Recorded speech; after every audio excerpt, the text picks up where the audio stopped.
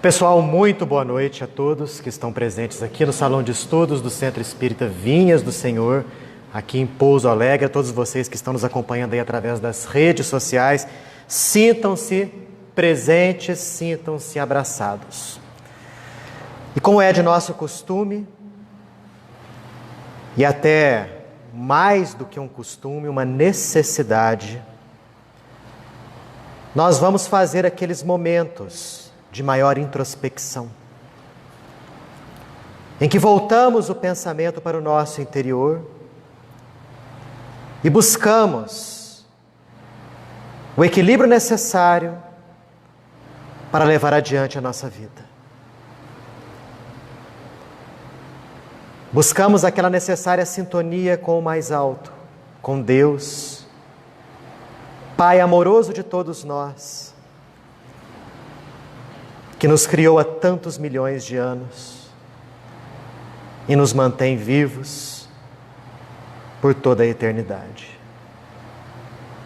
Que sustenta esse universo em harmonia e em progresso infinitos.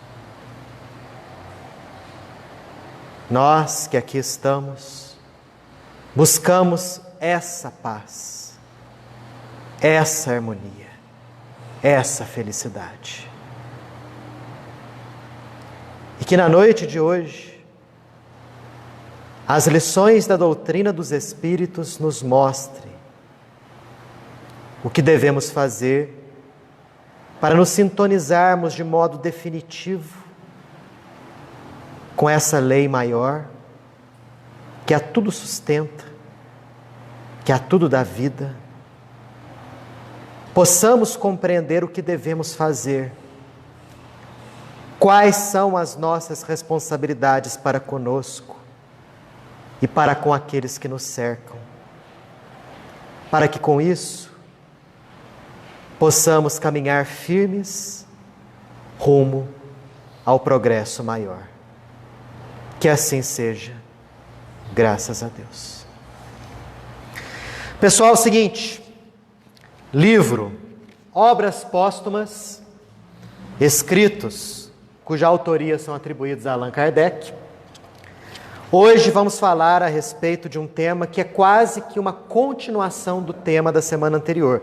Semana anterior nós falamos a respeito do orgulho e do egoísmo, suas causas, seus efeitos e seus meios de destruí-los. Hoje falaremos a respeito da liberdade, da igualdade, da fraternidade. Todos nós já ouvimos falar disso, né? Liberdade, igualdade, fraternidade. Lembra do que mesmo? Exatamente, a gente lembra da França. Lembramos da Revolução Francesa. Da maçonaria também. Não sei se está bem relacionado com a maçonaria. Nesse campo eu já não entro muito, porque não tenho tanto conhecimento. Porém, nós sabemos que o movimento teve um movimento aí da maçonaria. Isso nós sabemos. E pode ser que, obviamente, esses três temas, liberdade, igualdade e fraternidade, tenham sido pegos, emprestados desse movimento aí. Pode ser. O que isso tem a ver conosco? O que a liberdade, a igualdade e a fraternidade tem a ver com a nossa vida?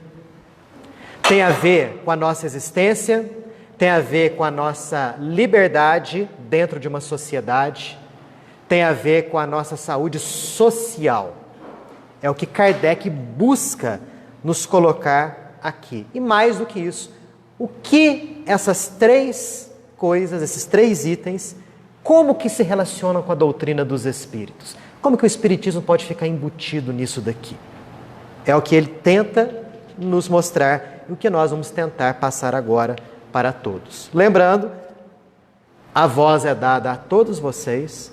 Quando quiserem me interromper para fazer observações, considerações, perguntas, fiquem à vontade. Eu só peço que fiquem focados no tema que está sendo desenvolvido, porque o nosso tempo aí é curto, ok? Como que o codificador da doutrina dos Espíritos, ele inicia esse capítulo? Ele fala o seguinte, que essas três palavras constituem por si sós o programa de toda uma ordem social que realizaria o mais absoluto progresso da humanidade. Simplesmente isso. Nós que buscamos o progresso, nós que buscamos a harmonia, nós que buscamos a justiça, que buscamos a paz, tudo isso daí seria uma decorrência da aplicação no âmbito pessoal, no âmbito social, desses 3 princípios aqui: liberdade, igualdade e fraternidade. Que é uma coisa que surgiu, conforme a gente viu aqui, pelo menos a olhos vistos, lá no finalzinho do século XVIII, na Revolução Francesa, que acabou com o despotismo do rei da França, embora pouco tempo depois o movimento ele tenha caído numa desordem danada, com uma violência inaudita. Acredita-se que entre 14 e 30 mil pessoas tenham morrido, mais ou menos nessa época, entre 1789 e 1799, em decorrência justamente desses 3 princípios. É uma coisa esquisita, né? Quer dizer, eles pregavam liberdade, igualdade e fraternidade e envolveram o país num banho de sangue, descambando inclusive em 1799 com o surgimento de Napoleão Bonaparte, que desencadeou uma série de guerras por todo o continente europeu. Né? Quem se dispuser a estudar um pouquinho a respeito da história da França nesse finalzinho de período do século XVIII e o século XIX como um todo, vai entender muita coisa que influencia a civilização, pelo menos ocidental, até nos dias atuais. Mas então, liberdade, igualdade e fraternidade, se bem aplicados, bem compreendidos, levariam um progresso inaudito na história da humanidade. Por que isso não está acontecendo? Por que não ocorre esse progresso? Quais são as causas que impedem esses 3 princípios de serem implantados e executados na sua máxima pureza? É o que a gente vai ver agora. São 3 coisas, né? Liberdade, igualdade e fraternidade. Kardec começa pela última. Ele começa falando a respeito da fraternidade, dizendo o seguinte, que a fraternidade resume todos os deveres cristãos. Lembra daquela história que Jesus falava para a gente? Faça aos outros aquilo que você gostaria que os outros te fizessem. É a aplicação máxima dos princípios de fraternidade. A fraternidade bem utilizada, bem aplicada, no seu auge, no seu máximo, leva a todos aqueles bons sentimentos que o Cristo nos incitou a desenvolver e a praticar. Benevolência, bondade, tolerância, abnegação, devotamento, tudo isso daí nada mais é do que uma decorrência da aplicação do princípio da fraternidade. É o lema dos 3 mosqueteiros: um por todos e todos por um. Resume toda a fraternidade, toda a caridade está embutida nisso daí. E existe o oposto disso. Enquanto que a fraternidade prega um por todos e todos por um, o que prega o egoísmo que a gente tanto estudou na semana anterior e tanto falou? O egoísmo prega o cada um por si. Prega justamente que o indivíduo desenvolva ações, condutas, palavras, objetivando um único prazer pessoal, em detrimento da felicidade, da harmonia, da paz do próximo. Então são 2 coisas totalmente antagônicas. Não dá para um egoísta ser fraterno. E quando ele desenvolve ações no campo da fraternidade, pode ter certeza que essas ações foram friamente calculadas. Se ele fez o bem para alguma pessoa, se ele foi tolerante, paciente com alguém, pode ter certeza que ele pesou na balança os benefícios futuros para ele. Entendeu? E percebeu o seguinte: bom, se eu fizer isso, eu não vou sair prejudicado e vou lucrar mais na frente. Normalmente é assim que a coisa funciona. O egoísta fraterno na sua essência é um contrassenso. É igual você falar que o sol é frio. A mesma coisa. É a mesma coisa que você falar que a água é seca. Não existe, não tem como. Cada um para si, Deus para todos. Cada um para si. Ainda terceira exatamente isso daí. Esse é o lema do egoísmo. Então, por conta disso, fica fácil a gente enxergar, fica fácil a gente compreender por que a fraternidade ainda não está presente do modo máximo na nossa sociedade. Porque a nossa sociedade, conforme a gente viu no capítulo anterior, na semana passada, ainda está fortemente impregnada do sentimento de orgulho, e nós sabemos que o orgulho, que é um sentimento de superioridade pessoal, gera o egoísmo. Basicamente isso daí. Enquanto houver orgulho e egoísmo na humanidade, esquece. Fraternidade na sua mais pura essência, na sua máxima aplicação de bondade, tolerância, respeito, não vai acontecer. Kardec começa falando, portanto, da fraternidade, dizendo que ela está na base da felicidade social. Social. Aqui não está falando no âmbito individual somente, não. Mas em termos de sociedade.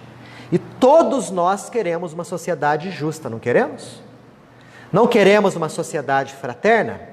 Quem aqui não sonha no dia em que poderá sair na rua sem medo de ser assaltado? Sem medo de ser atropelado? De deixar a sua casa com as portas e as janelas abertas, sabendo que ninguém vai entrar lá? Sabendo que você vai frequentar algum local e você vai ser respeitado como ser humano, como cidadão. Todos nós aqui queremos e buscamos isso. Todos. Em época de eleição, mais ainda, né? Na época de eleições, as promessas se multiplicam ao infinito, já que muitos por aí querem alcançar o poder, lançando esse tipo de ideia, que vai fazer, que vai acontecer, e nós sabemos que a coisa não funciona bem assim. Então está na base da felicidade social. E ele fala mais, que sem essa fraternidade real, não existiria nem a igualdade e nem a liberdade séria. Olha que coisa interessante que ele fala. Ele fala da liberdade séria. Quer dizer que existe uma liberdade que não é séria. Existe uma liberdade que não é boa, que prejudica, que desequilibra. Daqui a pouquinho vamos falar um pouquinho a respeito dessa daí. E fala um pouquinho mais. Diz que a igualdade é filha da fraternidade. Uma é decorrente da outra. E a liberdade é filha das duas. Ele vai destrinchar esse assunto um pouquinho mais para frente. Então ele coloca a fraternidade, que é a caridade evangélica, que é uma coisa que não se estabelece por leis. É uma coisa que não se estabelece por decretos, por normas, por portarias. É algo que nasce e brota no coração de cada pessoa. Coloca a fraternidade como na base da felicidade social. E fala que somente essa felicidade verdadeira pode gerar a igualdade. E a igualdade mais essa fraternidade gera a liberdade, que todo mundo gosta, que todo mundo quer. E todo mundo deseja. A fraternidade, portanto, está na base dessa construção. Até aqui, dúvidas, perguntas, comentários sobre fraternidade? Ficou bem entendido por que ela está na base da felicidade individual e social? É o fazer ao outro aquilo que você gostaria que o outro te fizesse. Essa simples norma resume todos os nossos deveres, como cidadãos, como seres humanos. Daniel, é muito bonito sobre uma teoria, mas eu acho uma parte utópica. Eu tenho duas amigas que tentaram ajudar uma pessoa e não se conhecem. Tentou ajudar uma pessoa, o cara passou a perna. Exato. Mas o que o Cristo fez para nós? Ele veio aqui para disseminar o amor na sociedade. O que a gente fez para com ele? A gente pregou ele na cruz. Não é verdade? Então, realmente, é complicado estabelecer o reinado da fraternidade. É muito difícil, Antônio Carlos. Por quê? Porque o egoísmo, a ganância, o orgulho estão na base disso tudo. E são duas chagas que corroem as instituições sociais e corroem até mesmo as melhores intenções das pessoas. Porque essas duas amigas suas que foram tentar ajudar esse terceiro aí, o que elas poderiam depois pensar? Não sei qual foi a atitude delas depois. Ah, não compensa mais ajudar ninguém. Por que eu vou ajudar outra pessoa, sendo que essa outra pessoa pode passar a perna em mim? Né? Então, se não houver uma fraternidade, um sentimento de fraternidade, de desinteresse profundamente enraizado no coração da pessoa, ela logo fica desalentada e desacredita que essa real fraternidade um dia poderá existir. Aí eu fico com um pé atrás em todo mundo, não acredito em ninguém não. Daqui a pouco vamos entender por que isso acontece. Por que ficamos com um pé atrás com relação às pessoas? Daqui a pouco vamos entender bem isso daí. Tá? Bom, igualdade. Gente, vamos pegar a fraternidade então como base e vamos imaginar uma cidade, um país, onde as pessoas todas, sem exceção de nenhuma, fossem fraternas umas para com as outras. Todas. Benevolentes, tolerantes, compassivas, ajudando umas aos outros de modo desinteressado. Imagine na tua cabeça uma sociedade como essa. Quando a gente olha a nossa sociedade, fica até complicado imaginar algo assim, né? Em que um passa a perna no outro. Não, se você vê os casos dessas meninas, você vai ficar aterrorizado com o que o ajudado fez. Mas elas devem ficar tranquilas a respeito do seguinte ponto: elas lançaram as boas sementes. E elas tiveram a boa intenção em fazer algo de bom. Aquele indivíduo que não soube compreender isso daí, podemos ter certeza, como foi lido agora há pouco pelo seu Gilberto. O sujeito vai continuar a viver. E ele semeou sementes más. E obviamente, no futuro, talvez possa já estar acontecendo, vai sofrer as consequências disso. Não é? Então imagina essa sociedade, só gente boa, fraterna, tolerante, compassiva, educada. Obviamente, o sentimento de fraternidade faz com que a pessoa enxergue a outra como irmã. Se eu sou bom, compassivo, tolerante, indulgente, eu enxergo aquela pessoa ali como meu irmão, como meu igual. Aí é que está. Por isso que se fala que a igualdade é decorrência da fraternidade. Porque indivíduos que são bons, naturalmente enxergam o outro como irmão. E se ele enxerga o outro como irmão, ele enxerga o outro como igual. Aí eu pergunto para vocês, numa sociedade fraterna, existirão direitos exorbitantes? Não vão existir. Em que o indivíduo poderá fazer coisas que o outro não vai poder?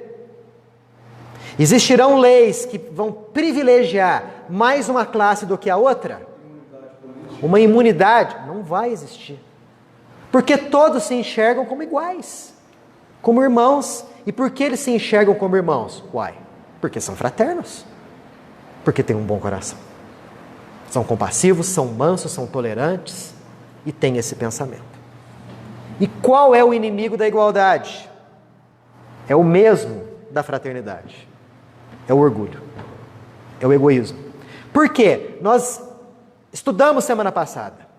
O orgulho é o sentimento de superioridade pessoal. A partir do momento que o orgulho existir no coração da pessoa, é automático.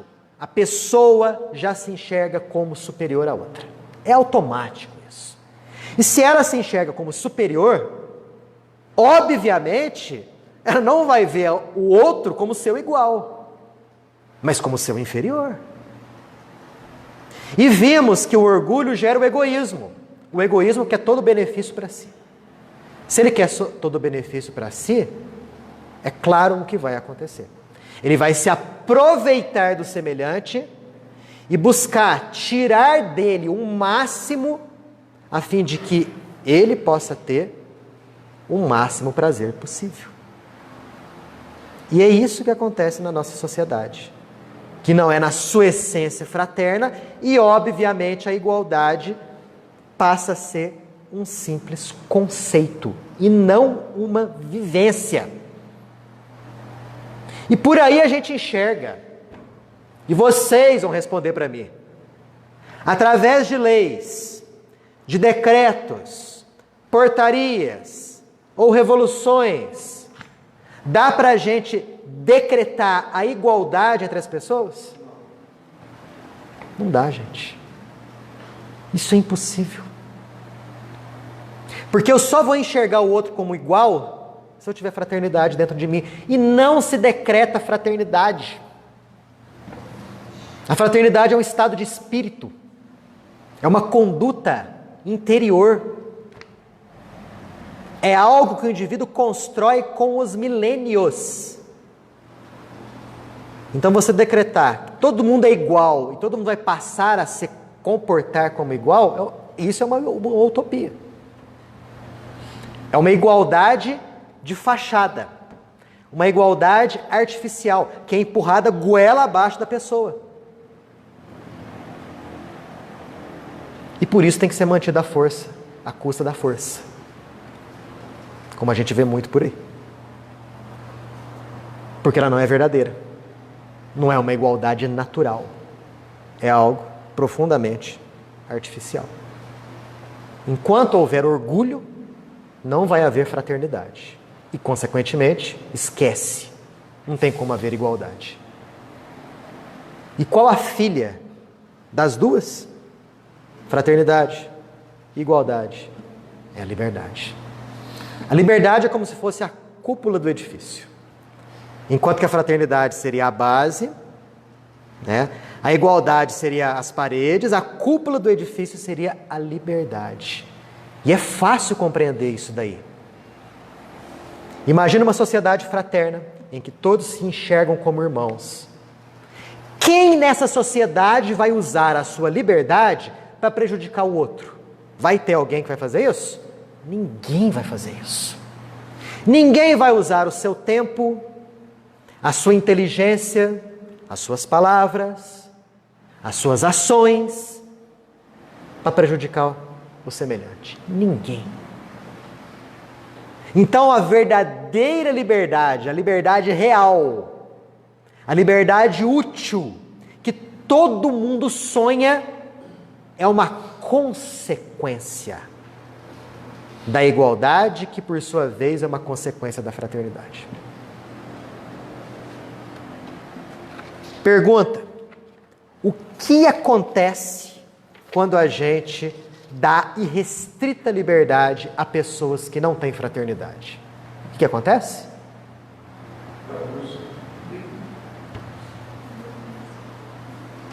Imagina uma sociedade sem leis, sem freios. O indivíduo podendo usar a sua liberdade porque bem entende. Viram uma bagunça. Uma verdadeira anarquia. Eles podem tirar o presidente e matar ele. Anarquia de ordem social. Uma verdadeira anarquia. Por quê, gente? Porque essa liberdade está sendo usada de maneira nociva. É uma liberdade que é utilizada tendo como base não a fraternidade, mas o oposto da fraternidade, que é o orgulho. E o orgulho se considera mais. O egoísmo quer tudo para si. Então, nada vai impedir de eu pegar um revólver, sair por aí assaltando os outros, porque eu vou conseguir da maneira mais fácil possível o dinheiro. Caso contrário, eu teria que me esforçar a trabalhar para ter aquele dinheiro. É o uso nocivo da liberdade. Assim como é o uso nocivo da liberdade, eu encher a cara, pegar o volante e sair por aí dirigindo. Ah, mas eu tenho liberdade para isso. O que acontece com o indivíduo quando ele faz isso? É uma liberdade inútil. Muito pelo contrário, até mais nociva. Porque a liberdade pressupõe confiança mútua. Aí entra aquilo que você falou. Uma sociedade feita por seres fraternos, que são bons na sua essência, você sabe que ele vai usar a liberdade dele para te ajudar e nunca para te prejudicar. Você vai ter confiança, e uma confiança mútua. Isso só vai atingir, nós só vamos atingir esse estado de coisa, Antônio Carlos, quando essa fraternidade estiver devidamente implantada no coração de todas as pessoas. Pergunto, nós vamos alcançar isso rápido? Não, vai ter uns 50 anos. 1000 anos. Vamos conseguir rapidinho isso daí, chegar nesse estado de coisas? Não vamos, gente. É algo complicado. 1000 ou 2000 anos. É algo... num planeta de regeneração. O planeta de regeneração é um planeta perfeito? Qual é a definição do planeta de regeneração? É um planeta onde o bem supera o mal, suplanta. Mas ainda existe o mal. É o contrário do planeta de provas e expiações, que é o nível onde a gente se encontra, em que o mal é superior ao bem. Existe mais mal do que bem. No mundo de regeneração é como se fosse um mundo intermediário entre provas e expiações e os mundos felizes. Entre provas e expiações que a gente está e os mundos felizes, existe regeneração. Mesmo porque o indivíduo num mundo de regeneração, ele pode não utilizar bem a sua liberdade e pode futuramente cair de grau. E de regeneração voltar a reencarnar no mundo de provas e expiações. É o que pode acontecer. E é o que acontece. Quer dizer, nem no mundo de regeneração, talvez, isso daqui que a gente está lendo possa ser atingido na sua plenitude, mas já vai ser um mundo muito melhor do que o nosso. E que todo mundo quer. E que todo mundo deseja, todo mundo aspira. Nós estamos em pleno processo de regeneração, tá? Por isso que a gente olha para a nossa sociedade, a gente vê esse aparente caos. E isso daí vai ainda perdurar bastante. Né? Porque segundo afirma o próprio Chico, em 2057, atingiremos o início aí do mundo de regeneração. Não é tão longe assim não, né? Estamos em 2022, 2057, 35 anos? 35 anos. 3 décadas e meia. Que passa assim, ó. Né? Passa assim, rapidinho. São 3 décadas e meia, onde muita coisa vai acontecer. Onde o processo de depuração espiritual do planeta e até mesmo de reorganização geológica do planeta vai acelerar. Estejamos preparados para isso, porque estamos no olho do furacão, no turbilhão aí. Mas as coisas tendem a melhorar. Podemos ter absoluta certeza disso. O Cristo está no leme. O governador espiritual do nosso planeta é Jesus de Nazaré. E tudo isso que está acontecendo já foi programado antes do planeta ser criado. Há 4,5 bilhões de anos atrás. Então, nada de desenvolver pessimismo, desânimo e desespero. Por favor. Por favor. O que a gente tem que é trabalhar, sermos confiantes, sermos otimistas, né? Não é viver num mundo assim ilusório, né? De pôneis e arco-íris e tudo mais, como se tudo fosse bonito. Não é nada disso. Vivamos na sociedade, são momentos complicados e nós temos o dever de, dentro das nossas limitações, sermos a ajuda, o amparo e o esteio para muitos que não têm o conhecimento que a gente tem. É uma responsabilidade que nós, como espíritas, temos. Bom, vimos então os 3 princípios, não é não? Liberdade, igualdade e fraternidade. Kardec continua dizendo que sem os 3, a sociedade não será completamente feliz ou equilibrada.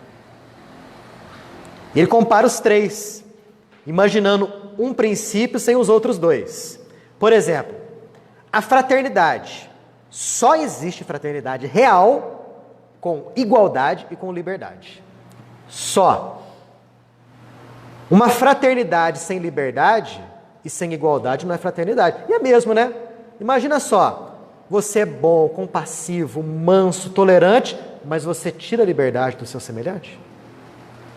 Mas você não o enxerga como seu igual? Mas que tipo de fraternidade que é essa?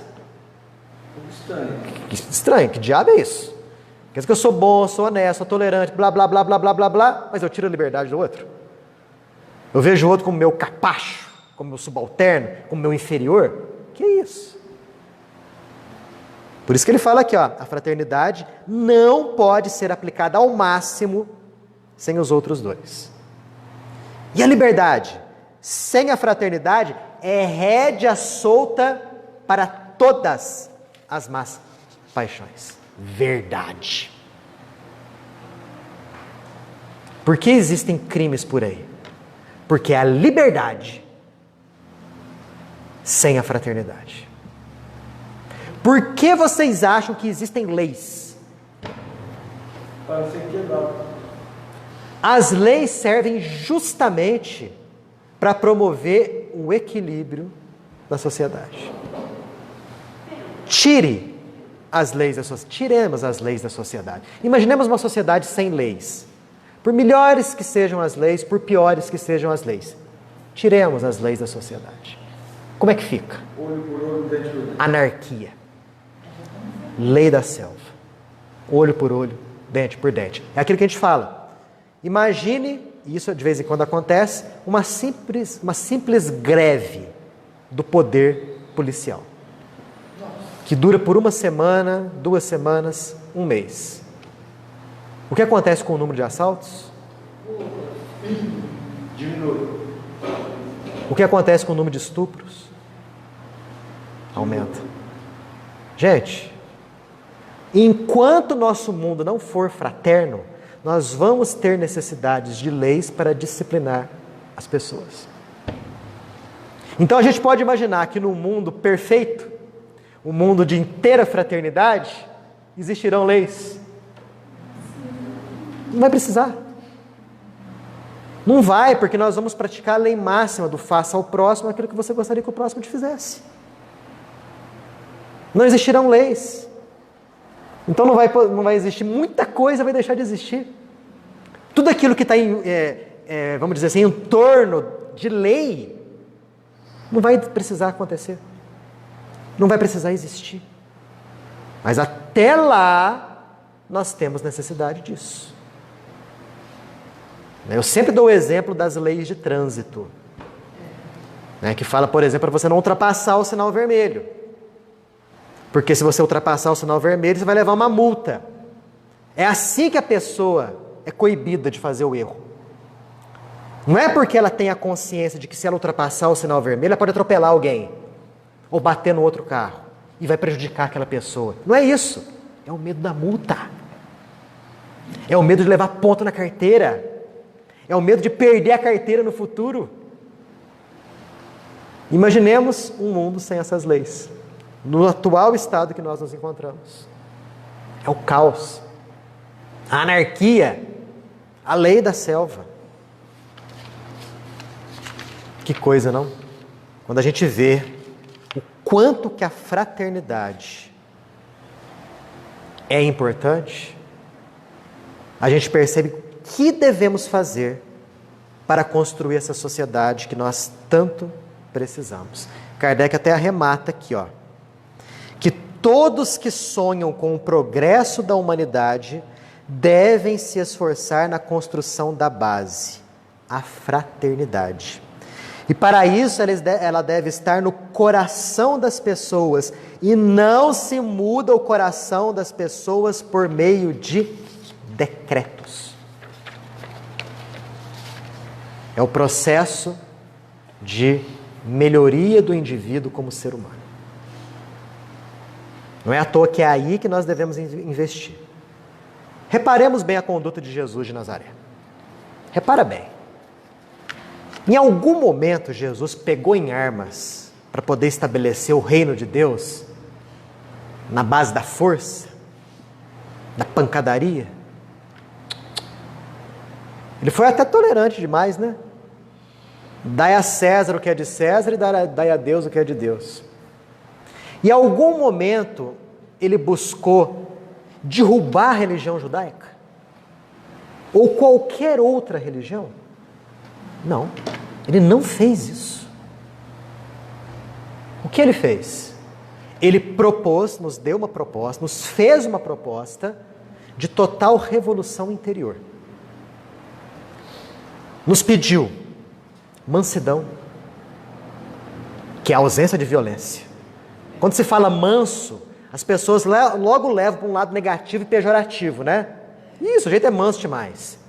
Mansidão, na visão evangélica, na visão cristã, é o sujeito avesso à violência. Tá? Ele nos pregou a fraternidade na sua máxima essência. Que sejamos tolerantes para com os defeitos do próximo, que nos esforçássemos a perdoar, porque tudo isso ele fez. Porque ele sabia que não dá para implantar uma sociedade justa e igualitária na base da força, mas sim através de um processo lento e incessante de construção do reino de Deus na intimidade do coração de cada criatura humana. E isso, muito provavelmente, nem os discípulos de Jesus pescaram. Nem eles perceberam que era isso que ele estava querendo dizer. Porque eles estavam esperando a segunda volta dele rapidinho, né? Que ele viesse, tal, dos céus descesse, acompanhado por um cortejo de anjos, né? E separasse os bons dos maus, instalasse ali o seu devido reino, né? Governando sobre todo o planeta. Não aconteceu. Até hoje não aconteceu. E não vai acontecer desse jeito. Porque aí seria fácil. Né? Às vezes a gente não se esforça o devido justamente esperando que caia dos céus a ajuda. Como na época dos apóstolos isso não aconteceu. Os apóstolos perceberam. Poxa, a gente entendeu errado a lição. Né? O negócio não ia vir de fora para dentro. É de dentro para fora. Por isso que ele pregava, o reino de Deus já está dentro de vós. Ele já existe. Está presente. Só que ele está na força da potência e precisa virar atitude. Como? Só através das atitudes. Essa separação é uma separação natural. Né? O processo que nós estamos vivendo atualmente, de mudança de um nível planetário para outro, é um processo de separação. Aí a gente percebe simbolicamente aquela separação dos bons e dos maus, dos bodes das ovelhas, né? Do joio e do trigo. É uma separação que é feita não porque uma força maior instalou um tribunal e vai separando, não. Mas é o próprio peso específico espiritual da pessoa que vai habilitá-la a permanecer nesse planeta ou sair dele. É uma questão quase que física, isso. Né? Porque a humanidade do terceiro milênio, de um mundo de regeneração, será aquela humanidade que tiver a tendência para o bem. Não vai ser a humanidade perfeita, porque a perfeição não é desse mundo. Mas é aquela que vai ter a tendência ao bem. Por isso que ele nos pede o esforço. Por isso que Jesus nos pede a fé do tamanho de um grão de mostarda. Vocês já viram um grão de mostarda? Nunca viram um grão de mostarda? Pequenininho. Quem já fez auriculopuntura? Colocar grãozinho de mostarda na orelha. Depois quem fez deve se lembrar do tamaninho que é um grão de mostarda. Pega um grão de arroz cozido, divide em 4 partes. É o tamanho de um grão de mostarda. Jesus pede uma fé do tamanho de um grão de mostarda. Ele não pede a fé do tamanho de uma melancia. Porque eu acho que seria exigir muito da gente. A gente não tem condição de ter uma fé do tamanho de uma melancia ou de uma jaca, né? Mas o tamanho de um grão de mostarda.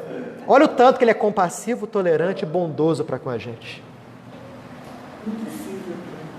Uma fé deste tamaninho.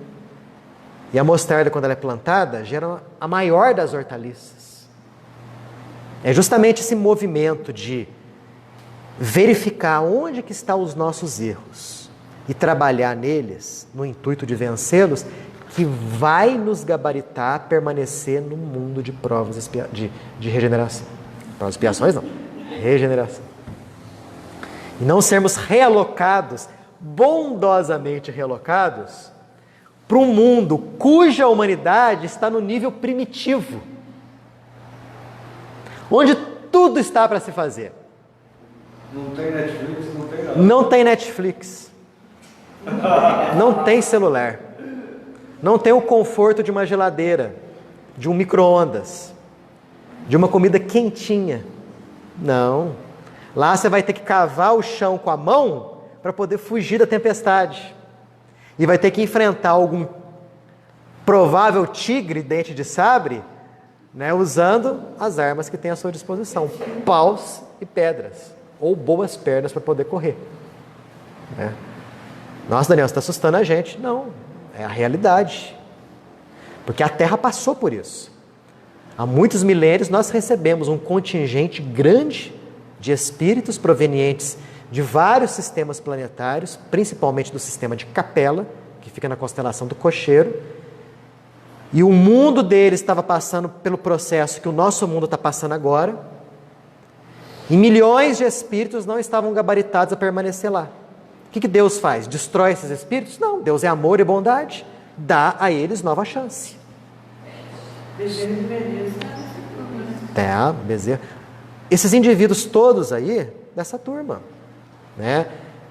E muitos de nós somos dessa leva, e ainda permanecemos aqui nesse mundo. Fomos relocados para cá, né? Há muitos milênios atrás. E foi isso justamente que provocou uma aceleração do processo evolutivo da nossa humanidade. A Bíblia fala isso. Quando fala de Adão, fala das raças adâmicas que chegaram aqui. Quando na Gênesis fala que naquela época existiam gigantes sobre a Terra, estava falando desse pessoal que veio aqui, né? E que veio criar um novo biotipo racial aqui, porque éramos recém-saídos da animalidade, praticamente homens macacos. E quando esse pessoal mais evoluído intelectualmente chegou aqui e começou a reencarnar nesses corpos mais grosseiros, começaram, através da sua própria força de modelagem perispiritual, criar um novo biotipo para a humanidade. Isso aconteceu, tem chão, viu, gente? Há muitos, mas muitos milênios aí. E esse processo está acontecendo agora, de seleção espiritual. E a base disso tudo, quem vai realmente decidir quem vai ficar ou quem vai sair, é a fraternidade. Não é a sua religião. Alguém pode estar pensando, esse sujeito é espírita, está falando de Allan Kardec, está puxando a brasa para a sardinha dele. Não, eu estou falando aqui de fraternidade, que é uma coisa que todo mundo pode, independente de religião, praticar. Lembra quando você falou para mim aquela questão da utopia, que você acha que fraternidade, tudo mais, não pode ser implantada? Vem a pergunta, por que não? Seria desacreditarmos de todo progresso moral, gente. Deixa eu perguntar para vocês. A nossa humanidade, de 1000 anos para cá, progrediu intelectualmente? Não estou ouvindo. Progrediu intelectualmente? Sim, progrediu intelectualmente. Isso é inegável, né? Não tem como negar isso, concorda? Moralmente também evoluiu? Sim ou não? Não no mesmo grau, no mesmo nível do progresso intelectual. Mas melhorou, gente. Não, mas 2000 anos a gente já... Deu uma melhorada. As leis que nós temos hoje, são leis perfeitas? Não. São leis mais justas do que as leis de 1000 anos atrás? Sim. Hoje existem instituições que se dedicam ao amparo da infância desvalida, dos idosos que não têm uma casa. Há 1000 anos atrás tinha isso? Não tinha nada disso. Quer dizer, se o nosso progresso intelectual aconteceu, isso é inegável, também aconteceu um progresso moral. Claro que a velocidade não foi na mesma, e é assim que é natural que aconteça, porque primeiro vem o progresso intelectual e o intelectual puxa o progresso moral. É assim que acontece. Mas vai chegar um momento em que os dois vão ficar equilibrados. Podemos ter esperança disso. Vai realmente acontecer. Alguém aí duvida que a nossa inteligência já atingiu o ápice, o máximo, em 2022, e não vai progredir mais? Alguém acredita nisso? Não. Ninguém aqui acredita nisso. E é verdade. Uai, gente. Mas se a nossa inteligência não tem limites de progresso, por que o campo moral vai ter limite de progresso? Mas a gente anda moralmente? Boa, nós andamos. Ótimo. Nós não ficamos estacionados. Que seja a passo de formiga ou que seja ao arrasto de uma lesma. Mas a gente está indo. A duras penas estamos conquistando isso daí. E hoje temos uma consciência ética que antes, há 200 anos, nós não tínhamos. Não tínhamos. Quando o Tiradentes foi morto, lá no Rio de Janeiro, ele foi esquartejado, né, em 4 partes, foi decapitado, e as partes foram expostas do caminho que levava do Rio de Janeiro até Ouro Preto. E a cabeça exposta lá em Ouro Preto, né, Vila Rica. E isso era perfeitamente normal para a época. Era uma maneira de você, do poder público, falar assim, ó, não faça isso porque ó, o que vai acontecer com vocês. Hoje a gente acha isso uma barbaridade no mais alto grau.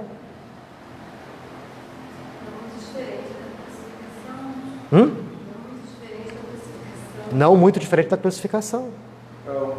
Não muito diferente. Assim, o que a gente vê, por exemplo, no livro dos Reis, que está lá na Bíblia, Antigo Testamento.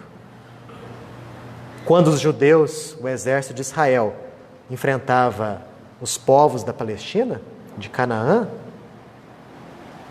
os prisioneiros de guerra, o que eram feitos com eles? Eles eram presos? Nada.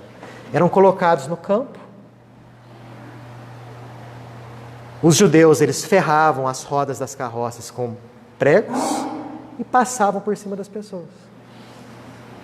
Os prisioneiros de guerra, eles eram cortados em pedaços vivos, ou serrados vivos, ou eram colocados em fornos de cozer tijolos vivos. Eu expliquei isso para vocês, já mandei, né, já falei isso em algumas sextas-feiras aí. Hoje ainda isso se faz? Pode ser que ainda se faça isso. Mas já temos a consciência da barbaridade, da atrocidade desse tipo de coisa. Então, houve um progresso moral? Houve. A passo de formiga, Antônio Carlos, consideremos assim, vamos considerar desse jeito, sem sombra de dúvida. Houve. O que a gente tem que fazer é tirar das nossas leis, das nossas instituições, do nosso processo educativo, tudo aquilo que estimule orgulho e egoísmo. Tudo. Porque a partir do momento que toda uma geração foi educada com base nas leis da fraternidade, do amor ao próximo, a nossa sociedade vai mudar, vai se revolucionar. E aí vai avançar a largos passos, agora sim, como a perfeição espiritual. Traduzindo tudo isso aquilo que a gente comentou, o que nós temos que fazer para conosco mesmos? Identificar os nossos erros, os nossos vícios, as nossas más tendências e combater tudo isso. Não nos mortificarmos, não. Sabedores que somos da nossa inferioridade espiritual, o que a gente tem que fazer? Com alegria e com força de vontade, identificar os erros que existem não no próximo, veja bem, mas em nós, e combater. Porque cada um de nós será uma pequenina chama que vai espantar a escuridão ao redor. E é uma responsabilidade nossa, para com todos nós. Algo mais? Fala, Tânis. Isso que você citou agora há pouco sobre como é que eles matavam os prisioneiros, Elias era um deles, né? O profeta Elias. Ele, quando fez os inimigos renderem, ele fez isso com ele. Exato, né? Por isso que ele, depois, quando Elias voltou na pele de João Batista, foi decapitado, né? Simples aplicação de lei de causa e efeito. Exatamente. Aplicação de lei de causa e efeito. Mais alguma coisa? Nós temos 7 minutos para perguntas. Fala. Mas a questão das leis que você comentou, Ah. elas não impõem a igualdade, a fraternidade, tudo bem. Mas as boas leis que diminuem as desigualdades, pensadas por pessoas com boas intenções, um caminho junto junto com a melhoria individual, pelo exemplo, falando assim, não, eu posso maltratar uma pessoa porque ela é mulher, porque ela é negra, porque ela é homossexual. O exemplo vai caminhando junto com essa lei que foi imposta e com a melhoria das pessoas, vendo essa desigualdade, não, isso eu não posso fazer porque eu vou prejudicar meu próximo. O que vai acontecer é o seguinte, à medida que a própria sociedade em si vai aumentando a sua consciência e vai melhorando em termos morais, automaticamente as leis vão mudar.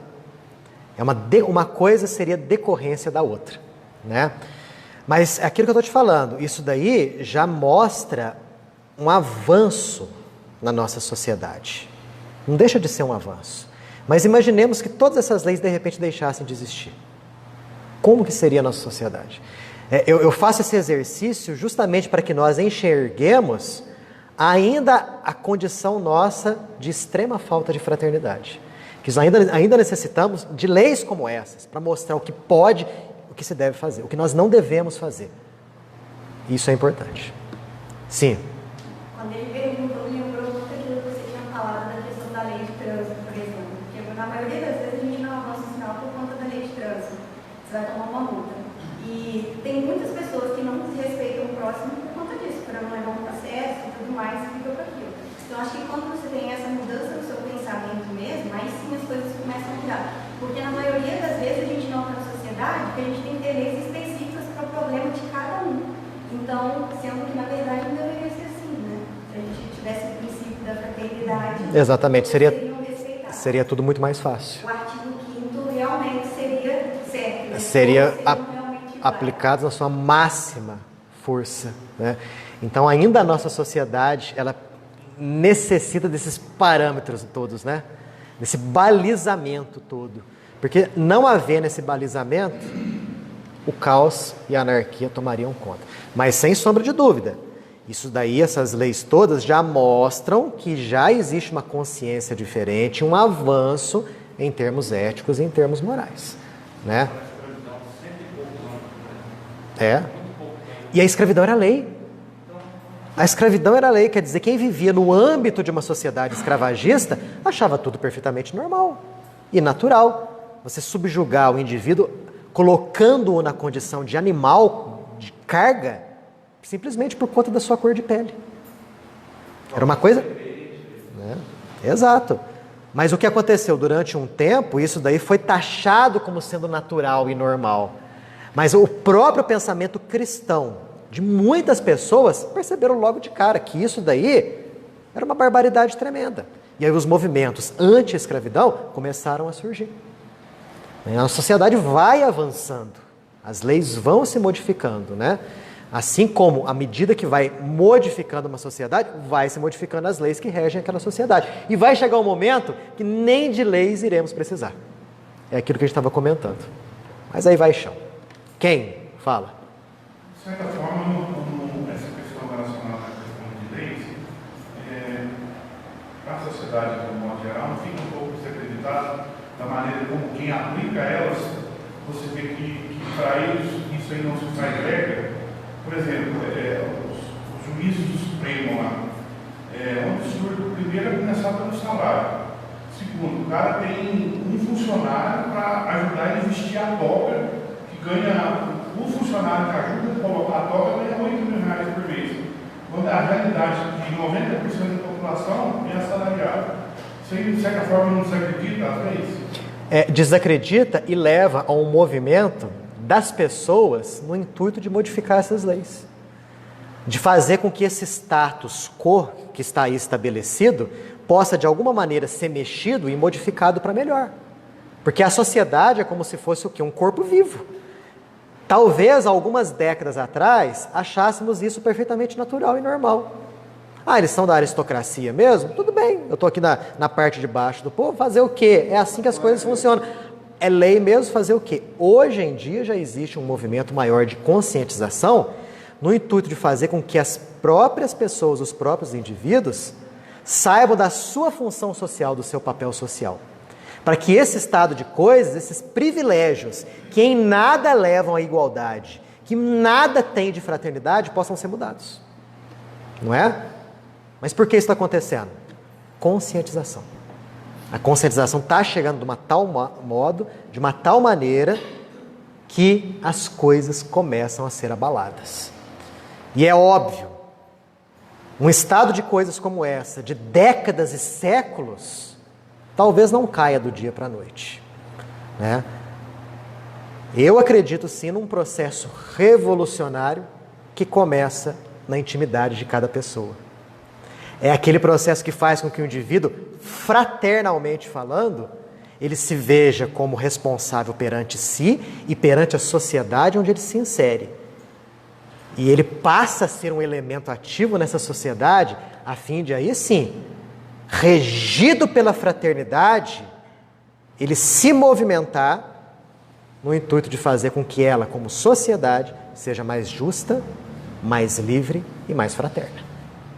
Fora isso, é só substituir talvez uma ditadura por outra ditadura. Não muda muita coisa. Mas então isso já começa a ver o meu pensamento acontecer devido a as crianças os espíritos superiores que estão reencarnando na Terra. Então, vamos dizer, acho que esse impulso de dentro para fora vai começar a... Exato. Esses espíritos estão... Porque imaginemos esses espíritos, e muitos deles reencarnaram e estão reencarnando para atuar, por exemplo, não todos, mas uma fatia deles, na área relacionada ao direito. Imaginemos indivíduos de alto nível moral, né, fazendo leis e aplicando as leis. Que beleza! Imaginemos um congresso nacional com indivíduos que se preocupam verdadeiramente com o bem-estar do povo. Que olha para o povo e fala assim, olha, eu preciso fazer leis aqui que sejam aplicadas, que o judiciário fiscalize essa aplicação, né? No intuito de que a sociedade seja beneficiada. Pensa bem que maravilha. Vai acontecer um dia? Vai! Vai! O próprio Emmanuel reencarnado. O Emmanuel, segundo orientações do próprio Chico, informações do próprio Chico, hoje deve estar com seus 25 anos mais ou menos, né? Por aí. Né? Vai ser professor. E segundo o Chico, talvez exerça o cargo de senador da República. Talvez já esteja por aí atuando. A gente não sabe. Né? Não sei onde é que ele está, eu sei que reencarnou no estado de São Paulo, está lá no interior de São Paulo. Mas imaginemos que ao lado de Emmanuel existam também milhares de outros, que também estão por aí, anônimos por enquanto, mas que vão exercer o seu papel de seres humanos dentro de uma sociedade no intuito de construir uma sociedade mais justa, fraterna e igualitária. E isso daí não vai ser através da imposição das leis, mas vai ser uma decorrência da fraternidade existente no coração deles. Aí sim, aí você vai ver uma construção de uma sociedade realmente solidamente justa, fraterna e igualitária. Nada daquilo empurrado goela abaixo, que não funciona, né? Que às vezes funciona por malemar algumas décadas e logo em seguida é substituído por outra coisa parecida ou semelhante. Certo? Assim que as coisas vão acontecer. Por isso que eu sou otimista e sou esperançoso. E todo mundo tem que desenvolver o otimismo e a esperança. Principalmente nós que mourejamos nesse caminho aqui do Espiritismo e nós sabemos que está tudo planejado. Está tudo correndo como deveria correr. Fala. Nós mesmos aqui nessa vida ainda, a gente vai ver quanta lei se modificar, que hoje a gente, nossa, tal lei é um absurdo existir, daqui a alguns anos já não vai existir mais, e vice-versa. Exato. Várias que não existem vão passar a existir. E vão se tornar naturalmente isso daí, né? Sim. Pega, por exemplo, bebida alcoólica. Décadas atrás era proibida, hoje já é liberado. Cada um faz o uso daquilo como acha melhor que deve ser usado. Isso daí tudo vai, naturalmente, vai se encaixando. O que tem que estar liberado vai liberar, o que tem que existir vai existir. Isso aí vai se alterar. Porque vai ser em decorrência dos próprios anseios da sociedade. E se a gente perceber que a nossa sociedade tem processo de depuração, em que os maus elementos da sociedade desencarnarão e serão relocados para planetas inferiores, os bons elementos vão permanecer, ou pelo menos aqueles que têm as boas intenções, e vão ainda, né, sofrer não, né, receber o acréscimo de misericórdia dessas almas valorosas que vão vir de planetas melhores e reencarnar aqui, obviamente, num prazo curto de poucas décadas, todo o ambiente social vai estar renovado para melhor. E é o que vai acontecer, né? Nós vamos penar ainda durante um pouquinho de tempo, porque é necessário que tal coisa aconteça, mas tudo dará certo. Tenhamos fé, esperança e confiança. Que Deus abençoe a todos nós.